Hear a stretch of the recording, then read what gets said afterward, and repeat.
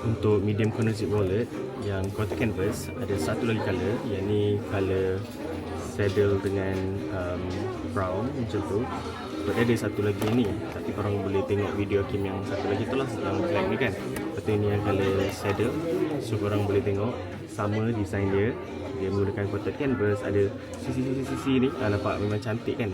And then dia menggunakan Pimon logo dekat sini. Dia punya buka dia senang je, button kat atas ni, terus tarik macam tu, nak tutup pun senang.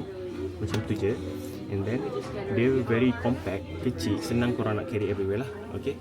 And dia ada zipper compartment kalau korang nak bawa coins kan, untuk korang nak bayar parking ke apa, korang perlukan coins.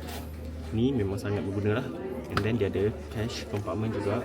So walaupun sekarang zaman QR, tapi kita still bawa cash just in case, betul tak? So korang perlukan juga ni. Dan ada 8 kad slot kat sini termasuk ID ni. Tepi ni ada lagi 2, boleh selipkan juga. So total jadi 10 lah. So kalau korang suka wallet ni, korang boleh tengok kita punya bag shopping bag kita sekarang. Ni korang boleh terus tekan and check out lah kalau korang suka. Okay, harga detail semua korang boleh baca di sini bawah. Kalau nak boleh cepat, sekarang tengah best deal.